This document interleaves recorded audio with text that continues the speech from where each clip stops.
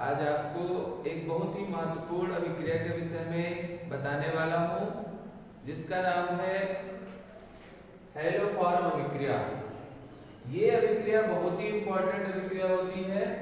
यह अभिक्रिया किसमें होती है पहले वो जाने।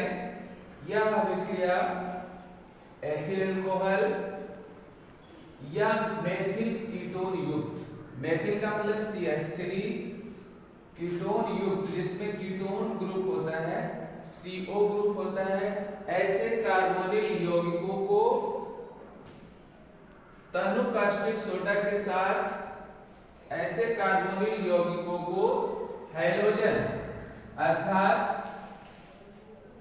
HCl, Br और I अर्थात आयोडीन को कास्टिक सोडा अर्थात NaOH के साथ गर्म करने पर हैलोफॉर्म बनता है। हैलोफॉर्म का मतलब होता है CH3। X का मतलब मैंने बताया क्लोरीन, ब्रोमीन, आयोडीन। अगर हम X की जगह पे क्लोरीन लिखते हैं तो CH3 बनता है, जिसको कहा जाता है क्लोरोफॉर्म।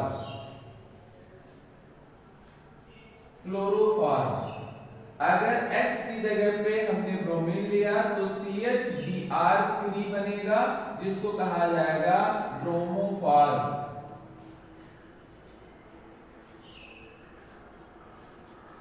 और अगर X की जगह अर्थात हैलोजन की जगह I अर्थात आयोडीन लिया गया तो इसको कहा जाता है आयोडोफॉर्म।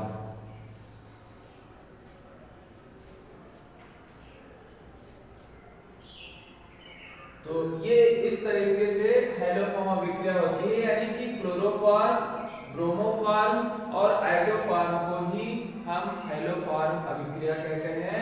तो हैलोफॉर्म की अभिक्रिया के द्वारा हम क्लोरोफॉर्म, ब्रोमोफॉर्म और आयोडोफॉर्म बना सकते हैं।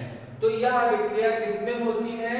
जिसमें मेथिल कीटोन युक्त कार्बोनिल यौगिक होता है, अर्थात कार्बोनिल यौगिक के साथ एक तरफ मेथिल होना अनिवार्य होता है और दूसरी तरफ H हो सकता है या CH3COR हो सकता है। अर्थात यह अभिक्रिया उस मेथिल कीटोन युक्त कार्बोनिल यौगिक में होती है जिसमें मेथिल कीटोन युक्त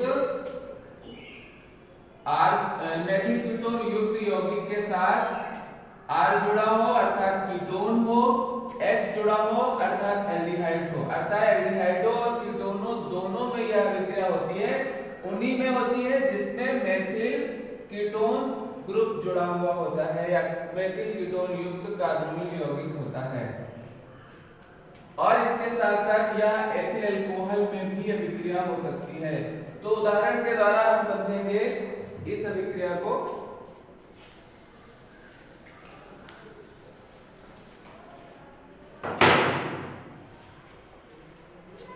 चलो, मेथिल कीटोन युक्त हमने एक एल्डिहाइड लिया, उसकी क्रिया हैलोजन से अर्थात X से हमने कराई, H2, इसको गर्म किया गया।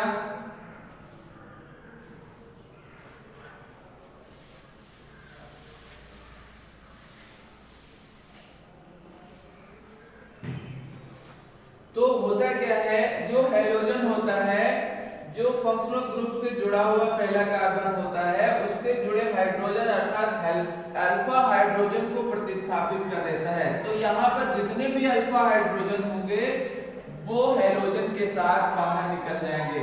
कितने अल्फा हाइड्रोजन है? 3 अल्फा हाइड्रोजन है। तो यहाँ पर 3 HX अर्थात हाइड्रोक्लोरिक या हेलो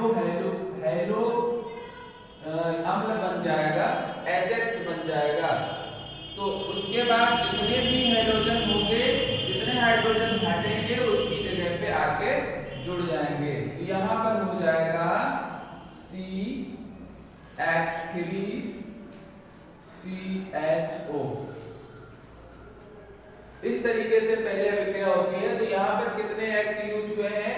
3x यहाँ पर 3x यहाँ पर, टोटल 6x यूज हुए हैं। 6x का मतलब 6 हैलोजन यूज हुए हैं, तो यहाँ पर 6 हम कर देंगे, 3 से गुणा कर देंगे तो 6 हो जाएंगे।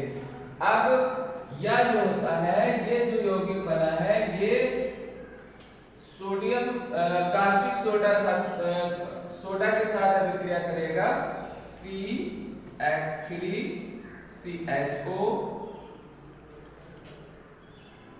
NaOH,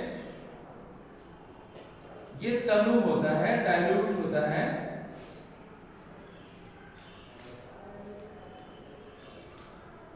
तो होगा क्या, ये जो CH3 पार्ट होता है, ये इसके हाइड्रोजन को लेके अलग हो जाता है, तो बन जाता है CHX3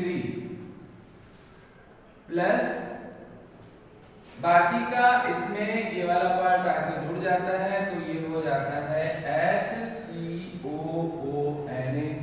एक सॉल्ट बन जाता है, सोडियम फॉर्मेट बन जाता है।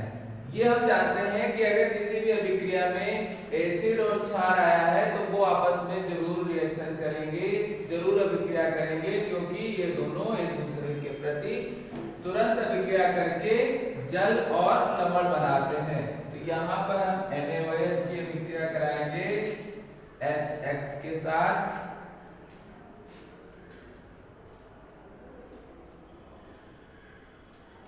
तो जितने HX होंगे उतने हम यहाँ पर NaOH लेंगे, तो क्या होगा, जितने OH होंगे इधर जितने H होंगे अम्ल में, वो जल बन जाएंगे, अर्थात 3H2O बन जाएगा,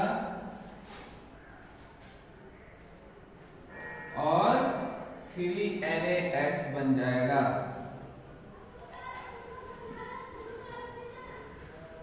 अब अगर हम इन सभी पदों को जोड़ें तो देखते हैं क्या बन के आता है। दोनों तरफ से जो समान पद है वो हम हटा देंगे, CH3CHO इस तरफ का, CH3CHO इस तरफ का, ये कट जाएगा, और हैलोजन अम्ल है यहाँ पर 3HX, इस तरफ भी 3HX, ये कट जाएगा, और बाकी का जो भी बचा वो हम जोड़ के लिख लेंगे। ये हमारा acid aldehyde CH3CHO plus 3H2 अर्थात हैलोजन, NaOH, एक NaOH ये है, 3 NaOH ये है, तो मिला के हो गए 4 NaOH। इस तरफ से क्या बना, CHX3 plus HCOONA plus NaX और 3 time water, 3NaX plus 3H2O, 3 time जल का मॉलिक्यूल निकलेगा। तो इस तरीके से हमें हैलो फॉर्म प्राप्त हो जाता है, इसको कहा जाता है हैलो फॉर्म। इसे ही हम हैलो फॉर्म अभिक्रिया कहते हैं। अगर एक ही लाइन में आपको अभिक्रिया याद रखना है तो ये आप लाइन याद रख सकते हैं, अगर समझना है कहने से तो ये पार्ट वाइज आप समझ सकते हैं इसको। अब हम एक उदाहरण के माध्यम से इस अभिक्रिया को पुनः समझने का प्रयास करेंगे, और हम ये प्रयास करेंगे कि ये अभिक्रिया आपको एक ही बार में समझ में आ जाएगी।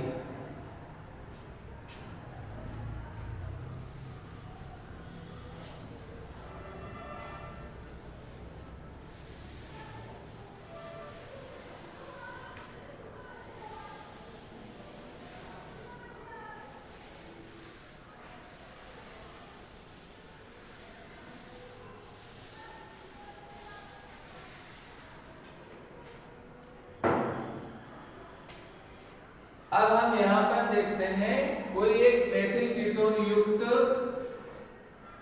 कीटोन हम यहाँ पे लेते हैं। अभी हमने एल्डिहाइड में देखा, अब हम कीटोन में देखते हैं जिसमें CH3 ग्रुप कीटोन ग्रुप से जुड़ा हुआ हो, उसी में होगी। अगर इस तरफ हमने CH3 इस तरफ भी ले लिया तो इसको हम कहेंगे एसीटोन, अर्थात एसीटोन में भी हैलो फॉर्म अभिक्रिया हो सकती है क्योंकि इसमें मेथिल कीटोन ग्रुप लगा हुआ है।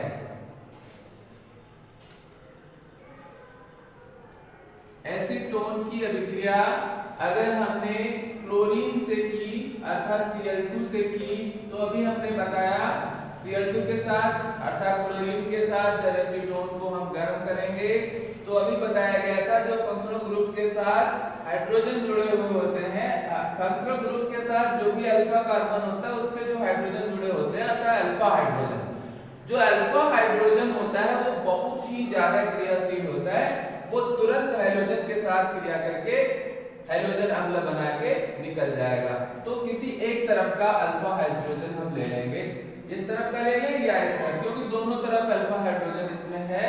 तो ये तीनों अल्फा हाइड्रोजन 3 क्लोरीन के साथ 3 हाइड्रोजन अम्ल बना देगा अर्थात HCl अम्ल बना देगा, 3HCl निकल जाएगा और 3 क्लोरीन जहां से हाइड्रोजन निकलेगा वो स्थान खाली होगा और उसी की जगह पे 3 क्लोरीन आगे और जुड़ जाएगा। यहाँ पर हो जाएगा CCl3, आगे का जो भी है वो ऐसे ही लिखेंगे हम। उसके बाद ये क्षार से रिएक्शन करने के लिए बहुत ज्यादा उपयुक्त होगा, इसकी हम क्रिया क्षार के साथ कराएंगे। हमने कौन सा क्षार लिया है, NaOH या KOH, तनु क्षार हम यहाँ पर लेंगे, डालूट क्षार लेंगे CCl3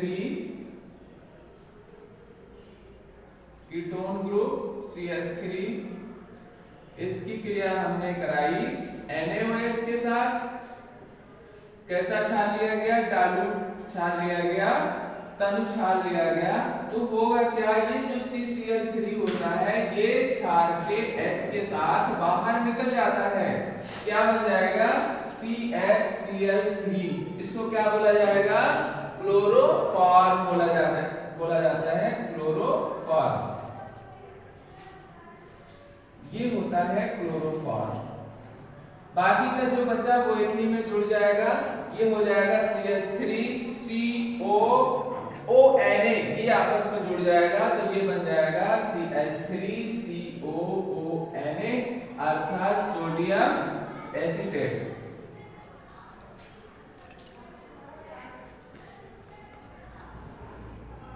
सोडियम एसीटेट बन जाएगा। उसके बाद अभी हमने बताया अगर हम किसी भी अभिक्रिया में देखते हैं अम्ल और क्षार आ रहे हैं तो ये दोनों अवश्य ही एक दूसरे से अभिक्रिया करके लवण और जल बनाएंगे। तो यहाँ पर ये अम्ल है और ये क्षार है, ये दोनों आपस में जरूर क्रिया करेंगे अर्थात HCl जितने भी अम्ल होंगे उतने क्षारों के साथ अभिक्रिया करके लवण और जल बना देंगे। इधर हमने 3 HCl देखे हैं तो इधर भी हम 3 NaOH ले लेंगे तो क्या हो जाएगा 3 टाइम Na 3 टाइम Cl, क्योंकि ये मेटल और ये नॉन मेटल एक दूसरे से ज्यादा आकर्षित हो जाते हैं, बहुत जल्दी से लवण बना देते हैं। तो यहाँ पर बन जाएगा NaCl। कितने बार Na है, कितने बार Cl है, 3 बार है, तो दोनों ये 3 NaCl मिलके बना देंगे।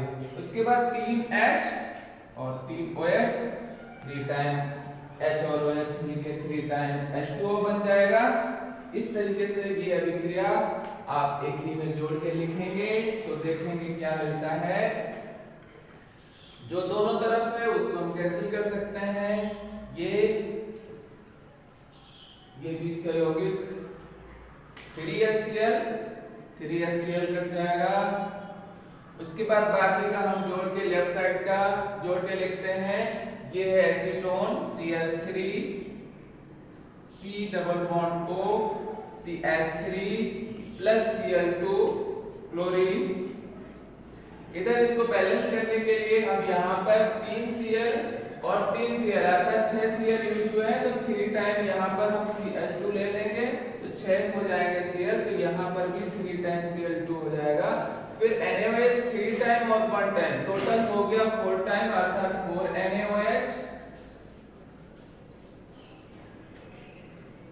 और इधर क्या बच गया CHCl3 अर्थात chloroform plus sodium acetate CH3COONA plus 3 time NaCl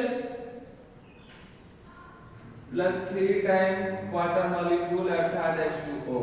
इस तरीके से हम हैलोफॉर्म अभिक्रिया के माध्यम से या अभिक्रिया के द्वारा क्लोरोफॉर्म बना सकते हैं। इसी प्रकार से हम ब्रोमोफॉर्म और आयोडोफॉर्म भी बना सकते हैं। तो कैसे बन जाएगा ब्रोमोफॉर्म? अगर हम क्लोरीन की जगह ब्रोमीन ले लेते हैं तो ब्रोमोफॉर्म बन जाता है। इसी में हम देख लेते हैं CH3 C double bond O CH3। अगर हम हैलोजन की जगह क्लोरीन की जगह ब्रोमीन ले लेते हैं तो ये 3 टाइम ब्रोमीन हो जाएगा और 4 NaOH हो जाएगा। CH3 की जगह Br3 हो जाएगा और बाकी का ऐसा ही हो जाएगा CH3 COONA plus 3 time NaCl plus 3 time H2O। इस तरह से ये जो हमें यौगिक प्राप्त होगा इसको कहेंगे ब्रोमोफॉर्म। ये ब्रोमोफॉर्म प्राप्त हो जाता है। इसी प्रकार से हम आयोडोफॉर्म भी बना सकते हैं। सिर्फ यहाँ पर हमें क्या रखना होगा? आयोडीन रखना होगा। CH3 C double bond O CH3 अर्थात acetone plus 3 time iodine 4 NaOH 4 time sodium hydroxide क्रिया होगी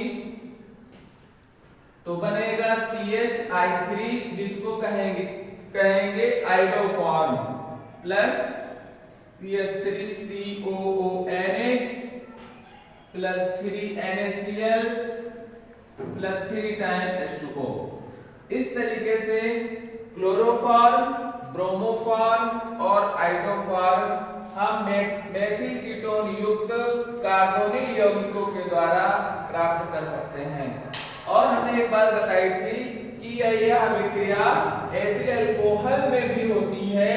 तो देखेंगे कि एथिल अल्कोहल से हम आयोडोफॉर्म या क्लोरोफॉर्म या ब्रोमोफॉर्म कैसे प्राप्त कर सकते हैं।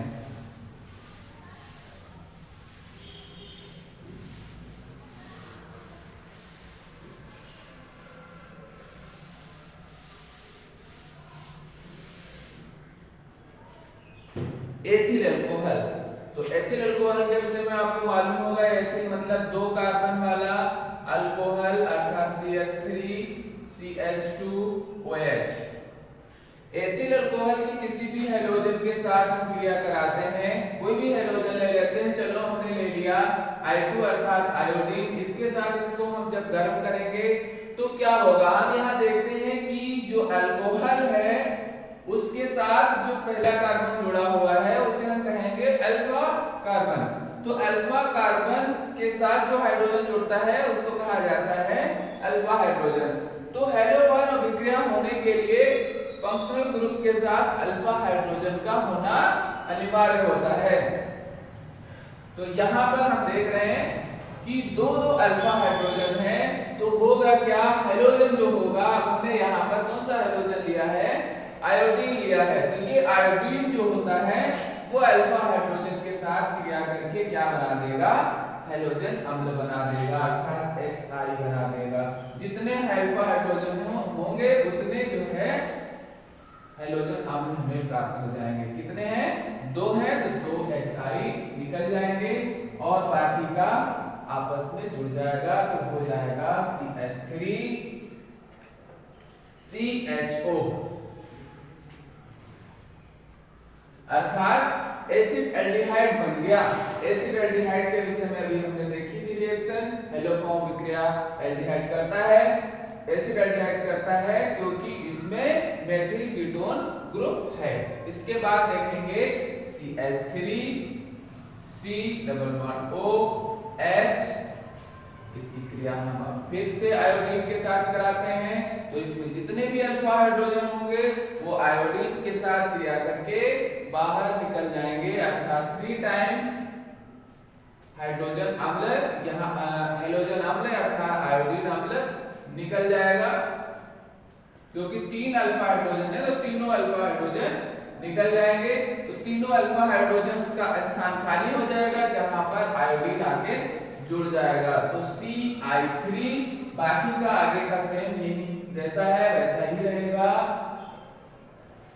अब इसको बैलेंस करना है 3HI, तो यहाँ पर 3 और 3 6 टाइम I आ गया, तो टोटल 6 टाइम इधर भी हम कर लेंगे, तो 3 से मल्टीप्लाई कर लेंगे तो 6 टाइम I2 हो जाएगा, I हो जाएगा, आयोडीन हो जाएगा। उसके बाद इस यौगिक की क्रिया हम करा देते हैं क्षार के साथ।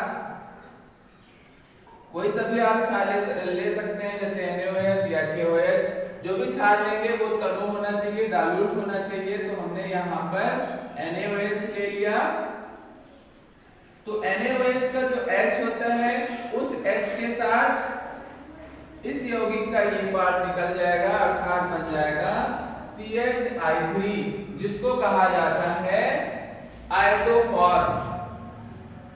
क्या बोलते हैं? आयोडोफॉर्म बोलते हैं,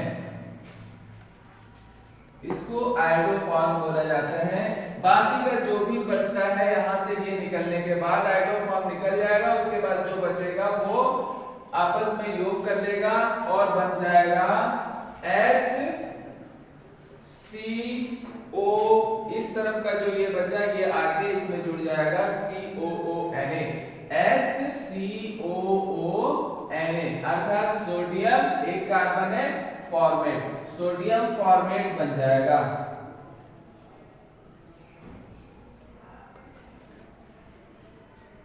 सोडियम फॉर्मेट बन जाएगा। उसके बाद हम देखते हैं कि किसी भी अभिक्रिया को करते समय हमें अगर क्षार और एसिड उस अभिक्रिया में दिखाई देते हैं तो अवश्य ही वो दोनों एक दूसरे से उस अभिक्रिया में रिएक्शन करेंगे, अभिक्रिया करेंगे।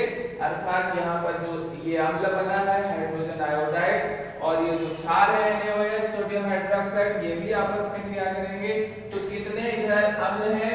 2HI 3HI, कुल मिला के 5 टाइम HI है, हाइड्रोजन आयोडाइड है, तो 5 टाइम NaOH हम यहाँ पर लेंगे, 5 NaOH, दोनों क्रिया करेंगे, क्या होगा? 5 Na और 5 I आपस में मिलकर के एक साल्ट बना देंगे, NaI सोडियम आयोडाइड, NaI बन जाएगा। जितने जितने बार है 5 बार है तो 5 टाइम बन जाएगा, इसको बोलेंगे सोडियम आयोडाइड। और बाकी का OH इधर 5 टाइम, 5 टाइम और इधर 5 टाइम हाइड्रोजन, ये आपस में मिलकर के H और OH मिलकर जल बनाते हैं, तो 5 टाइम वाटर मॉलिक्यूल यहाँ पर प्राप्त हो जाएंगे, जल के अणु मिल जाएंगे। बाकी का पूरा जैसे अभी हमने बताया वैसे ही हम इसको जोड़ देंगे, तो हमें पूरी अभिक्रिया से जो प्राप्त होने वाला है वो मिल जाएगा। तो ये जो कटने वाला है दोनों तरफ, उसको कैंसिल कर लेंगे, ये कट जाएगा, एसिडाल्डिहाइड ये कट जाएगा, 5 टाइम HI कट जाएगा, ये दोनों HI कट जाएंगे। बाकी का जो बचा वो हम जोड़ लेते हैं, ethyl alcohol CH3CH2OH plus 1 time I2 3 time I2, अर्थात total 4 time I2 plus NaOH 5 और 1 6 टाइम NaOH,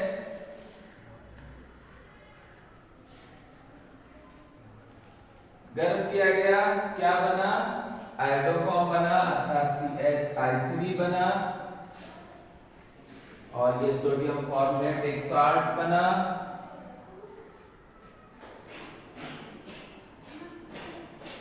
और ये सोडियम आयोडाइड एक साल्ट बना 5 टाइम, और 5 टाइम वाटर मॉलिक्यूल प्राप्त हुआ, अर्थात 5H2O हमें प्राप्त हुआ। तो इस तरीके से मेथिल कीटोन युक्त कार्बोनिल यौगिकों और एथिल अल्कोहल में हैलोफॉर्म अभिक्रिया होती है। इस तरीके से हम लोग हैलोफॉर्म अभिक्रिया सीख सकते हैं।